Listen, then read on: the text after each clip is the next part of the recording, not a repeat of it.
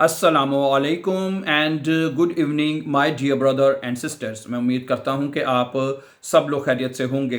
अच्छा दोस्तों, मेरी ना आज की ये वीडियो बनाने का मकसद ये है कि मैं ख़ास तौर पे आज बात करना चाहूँगा उन तमाम स्टूडेंट्स से जो जर्मन लैंग्वेज सीखना चाहते हैं लेकिन उनकी तालीम कम है।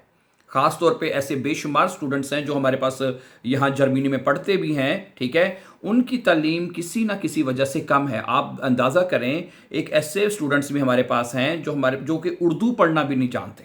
वो कहते हैं जी हम तो उर्दू पढ़ना भी नहीं जानते, आप हमें जर्मन कैसे सिखाएंगे। हम उनको कहते हैं ठीक है, हम देखें, और वो मैं उन स्टूडेंट्स को बड़ा अप्रिशिएट करता हूँ, ठीक है, जो और यकीन करें वो बहुत मेहनत से पढ़ते हैं। उसकी एक वजह है, देखिए, एक तो उनको ज़रूरत भी है। ज़रूरत किस तरह है, फ़र्ज़ करें अगर आप जर्मनी में रहते हैं तो आपको लोगों से बातचीत करने के लिए जर्मन लैंग्वेज आना ज़रूरी है, नंबर वन।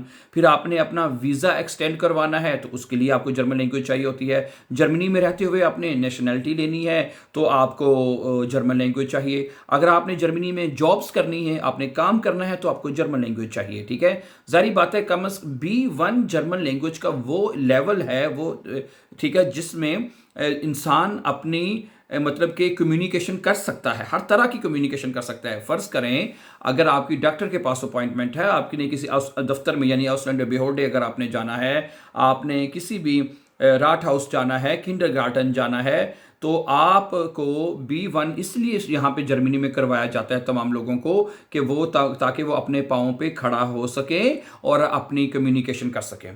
यहाँ पे आप जर्मनी में जब आप लोग हम नए आते हैं, जैसे हम भी नए आए थे जब, ठीक है, या जो नए लोग आते हैं उनको सबसे पहले ये कहा जाता है आप लैंग्वेज कोर्स करके आएँ। ऐसा ही है ना, ठीक है। बल्कि पिछले दिनों में किसी के मेरे साथ टर्मीन थी, मुझे आउसलैंड बेहोडे जाना पड़ा, तो वो एक एक साल का उनको वीज़ा दे रहे हैं। मैंने कहा जी आप इनको 3 साल का वीज़ा क्यों नहीं कर कर देते। वो कहते जी इनके पास शप्राक कोर्स नहीं है। इनके पास शप्राक कोर्स हो, हम इनको मतलब कि फॉर एवर वीज़ा भी दे सकते हैं, ठीक है, जिसको आप उम्र वीज़ा कहते हैं, वो भी इनको दे सकते हैं। या कम अज़ कम कहते हैं 3 साल का फिर वीज़ा हम इनको देंगे, लेकिन इनके पास कम अज़ कम जो शप्राक कोर्स बे एंड सर्टिफिकेट तो हो।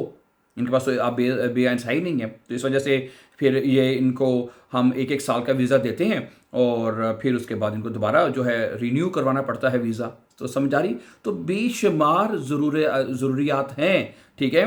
मतलब कि सिर्फ जो है, एक मिनट ठहरिएगा।